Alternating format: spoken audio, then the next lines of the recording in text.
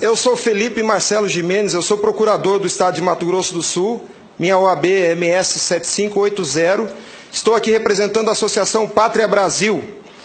E não é propriamente uma pergunta, Excelência, eu quero usar uma expressão lá da tua terra. Nós somos advogados, o senhor é advogado, eu sou advogado, e quando esses cientistas falam da tecnologia da informação, nós ficamos mais perdidos que Cusco em procissão. Essa é uma frase muito dita lá. Pois é. Acontece que o nosso povo vem sendo enganado por essa máquina, essa arapuca, porque sempre que olhamos para o problema, tentamos enxergá-lo através da tecnologia. E, na verdade, Excelência, nós temos que olhar para essa máquina com a luz da lei. Antes da ferramenta, deve prevalecer a ordem jurídica. A ferramenta deve servir a ordem jurídica e não o inverso, Excelência. Nós estamos vivendo uma inversão, onde a ordem jurídica é posta de joelhos diante da ferramenta. Por falar em colocar de joelhos, a conduta do ministro Gilmar Mendes em protelar por 2 anos o cumprimento dessa lei deu motivo ao impeachment, ao pedido de impeachment. E eu vou mais além. Me parece que, na verdade, a conduta dele configura o crime de prevaricação, porque se omitir na obrigação do ofício é prevaricação. O que está acontecendo aqui, Excelência? Um dos pilares da República está sendo quebrado. Nossa democracia e a cidadania desse povo está sendo violada, desrespeitada. No entanto, eu quero lembrar aqui uma frase de Billy Graham, um homem que dedicou 99 anos da vida para o bem do próximo. Ele dizia: a coragem é contagiosa. E o senhor está vendo aqui só alguns dos corajosos que se levantaram. Há uma onda gigantesca sendo levantada nesse país, um tsunami que vem em direção a Brasília. Os cidadãos estão indignados. O Tribunal Superior Eleitoral não pode recusar o cumprimento à lei. Se fosse uma ordem judicial, o senhor, Excelência, não teria o direito de cumpri-la parceladamente. É uma lei, não tem vício de forma, nem de iniciativa, nem de conteúdo. Vou ao ponto. Fala-se muito da máquina, eu quero falar do ato jurídico. O senhor, como advogado, entende bem desse assunto. Somente o exercício do voto é secreto para garantir ao cidadão a liberdade de escolha. O ato seguinte, porque o processo eleitoral é feito de etapas, o ato seguinte é um ato administrativo. A contagem de um voto é um ato administrativo e se submete a um requisito de validade sob pena de ser nulo, que é o princípio da publicidade. Qualquer ato administrativo deve ser público.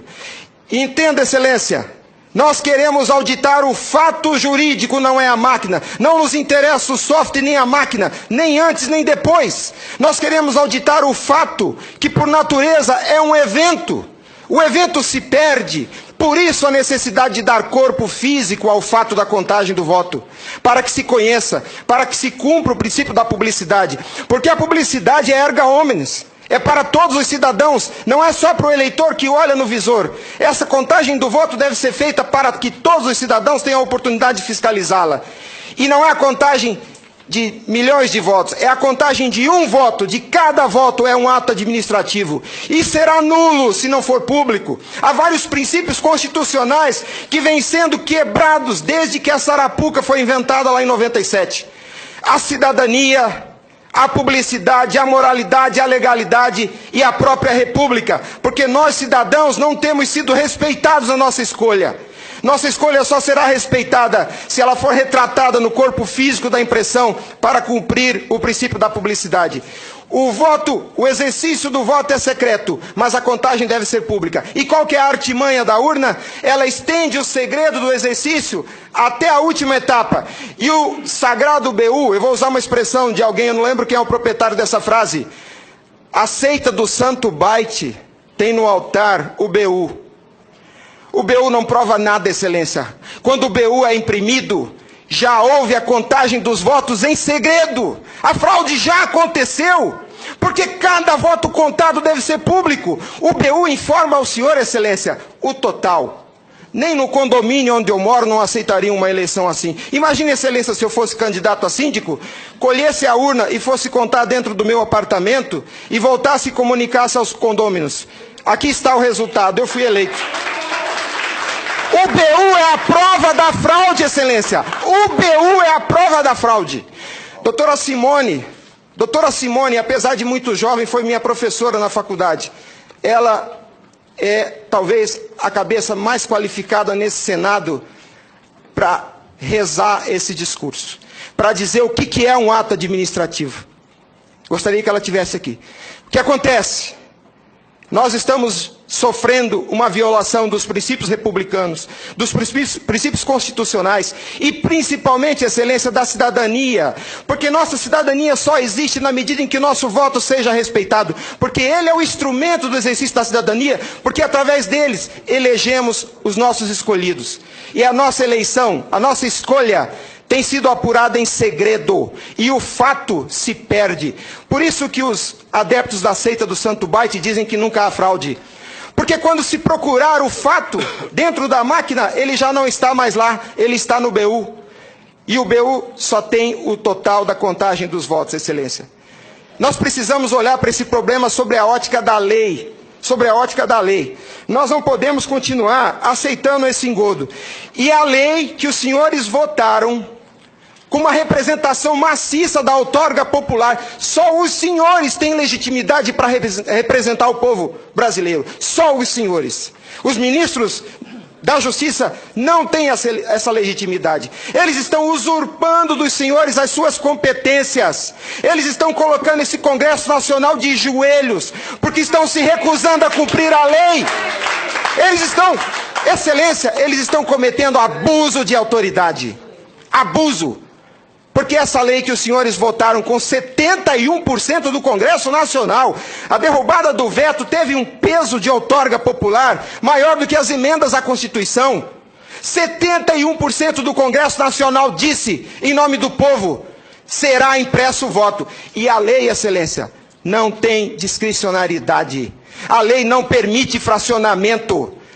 Fracionar o cumprimento da lei é um abuso, é uma violação, é uma teratologia. Não há possibilidade de se fracionar o cumprimento da lei. Imagine o senhor, se o senhor fosse sujeito passivo de uma ordem de Gilmar Mendes, se ele aceitaria ouvir do senhor o seguinte: ministro, eu vou cumprir sua ordem, um pouquinho a cada ano. Até 2050, Gilmar Mendes, eu termino de cumprir a sua ordem. Imagina que ele aceitasse isso do senhor. A lei não tem discricionariedade. Não é possível cumpri-la pela metade. Em resumo, é isso, excelência. E por fim, o direito dos senhores, a sua autoridade como representantes do povo, está sendo vilipendiada. E por quem? Vou dizer mais. Não é por juízes. Os ministros, quando sentam na cadeira do Tribunal Superior Eleitoral para administrar esse serviço público, que é a eleição é um serviço público, não é jurisdição, não é um ato jurisdicional. Quando eles lá, sentados em seus gabinetes, estão administrando o processo eleitoral, são administradores sujeitos aos princípios constitucionais, como qualquer agente do executivo. A hibridez da justiça eleitoral tem confundido o povo. Mas a competência se dá, a função se dá em razão do cargo, não do indivíduo. Quando eles estão se desincumbindo do processo eleitoral, estão executando ato administrativo, não são juízes. E vejam o absurdo, excelência, um administrador público que por acaso usa toga, se arvoca o poder de desrespeitar a lei que os senhores votaram. Nossa república está à beira do abismo. Se os senhores não se colocarem em pé e defenderem a sua legitimidade da outorga e aceitarem esse abuso de autoridade, acabou a república, excelência. Acabou a cidadania. Então nós somos escravos. Nós seremos escravos se a nossa escolha e a lei que os senhores votaram não for respeitada. Obrigado.